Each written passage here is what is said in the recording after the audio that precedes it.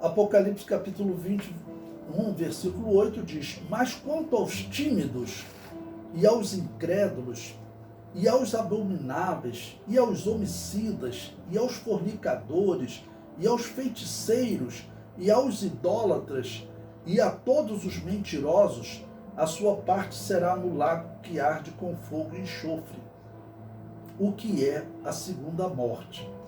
Bom, vamos comentar sobre esse texto, porque tem até um versículo, tem uma parte desse versículo que já me questionaram muito. Pastor, eu sou tímido para falar na igreja, né? Então eu estou condenado ao inferno? Não, vamos ver o significado da palavra tímidos no original grego. No caso foi utilizado na nossa tradução tímidos, mas o que o original grego diz? Eu comento. O termo tímidos, do grego deilos, pode ser traduzido também por medroso. Não faz sentido aplicar este termo a um cristão que seja tímido na obra de Deus, tímido para pregar o evangelho. Pausa aqui para explicar a vocês que é o que normalmente me questionam, tá bom? Não é esse tipo de timidez. Na verdade, timidez não seria a melhor tradução para esse termo. O comentário prossegue. O termo deilos, neste texto, seria melhor traduzido por covarde, pois assim podemos contrastá-lo com o termo vencedor do versículo anterior. Os covardes são aqueles que não lutaram até o fim, se renderam aos prazeres deste mundo, naufragando na fé. Como 1 Timóteo 1,19, né? Conservando a fé e a boa consciência, rejeitando a qual alguns fizeram naufrágio na fé. Então, o versículo anterior fala de vencedores, ok? Homens corajosos que foram até o fim, lutaram contra as suas limitações até o fim, ou agora está retratando os covardes, aqueles que se rendem. Existiam cidades, historicamente, no mundo antigo, que elas faziam o seguinte: quando eles eram desafiados, um exército cercava a cidade. E, normalmente, o exército fazia o seguinte: olha, eu ofereço a vocês se renderem. Se vocês se renderem, não tem guerra. Vocês serão nossos escravos, vão nos pagar tributo e fica tudo bem. E a história diz que muitas cidades falavam o seguinte: nós não vamos nem lutar, nós já nos rendemos a vocês, e pronto, podemos pagar tributo. Quanto é o tributo? 50% de tudo que vocês, por exemplo, colherem, né, ou negociarem. Era um absurdo, mas as pessoas pagavam. Normalmente era entre 20% e 50%.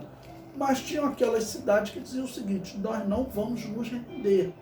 Então é diferença entre o que luta até o fim, o corajoso, vitorioso, e o covarde. Eu cito como exemplo para vocês a chamada luta dos Macabeus.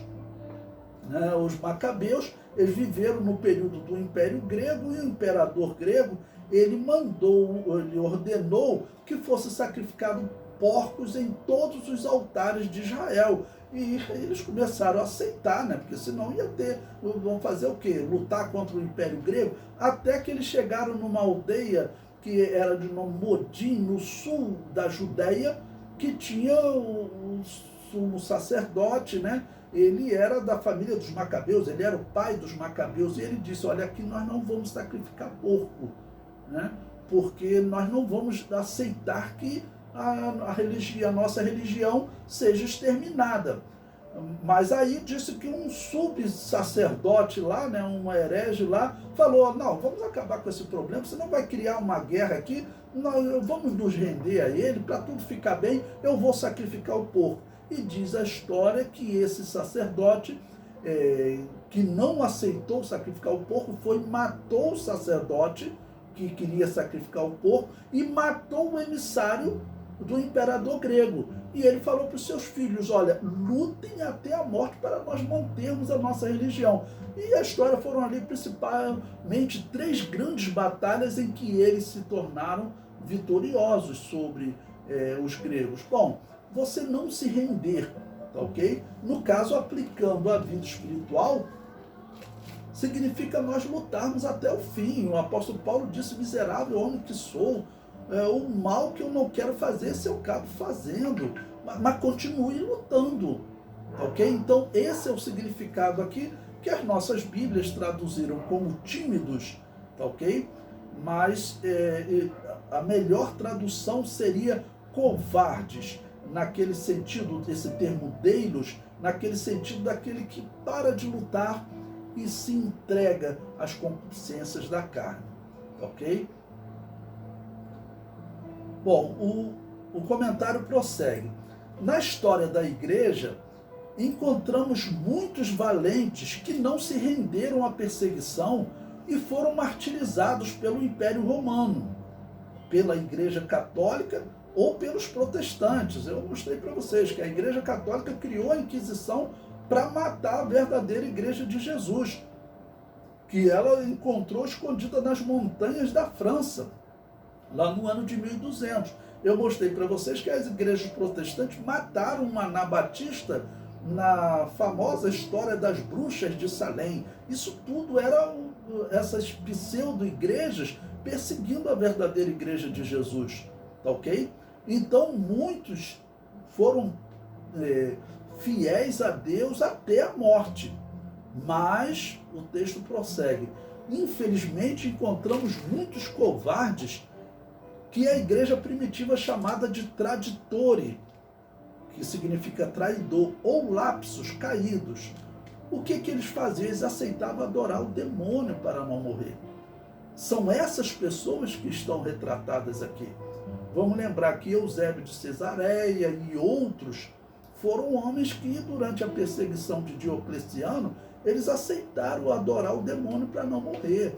Aceitaram por 10 anos participar de cultos de possessão demoníacas para não morrer. E eles fundaram, junto com Constantino, a Igreja Católica.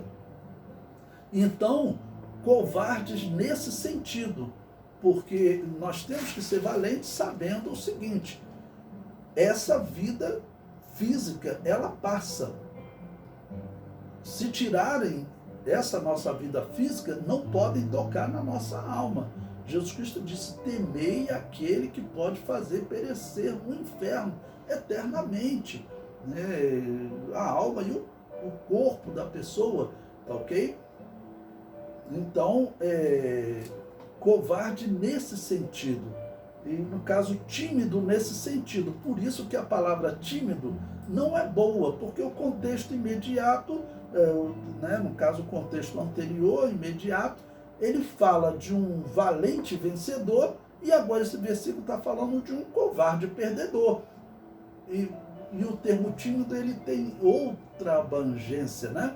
Tem pessoas que realmente, pela sua característica, não conseguem pregar o evangelho, mas isso, claro, não tira a salvação de ninguém. Então, se vocês já se depararam com alguém fazendo essa pergunta, está aí a explicação.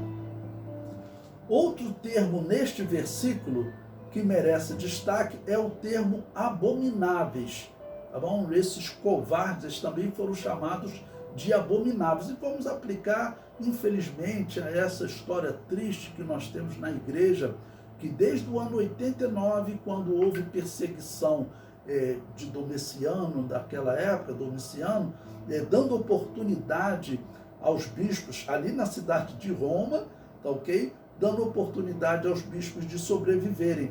Para isso bastava eles participarem de um culto de possessão demoníaca, porque o culto a Júpiter, o culto a Apolo, envolvia possessão demoníaca, ok? Sempre teve esses traditores, esses lapsos, esses caídos, tá bom?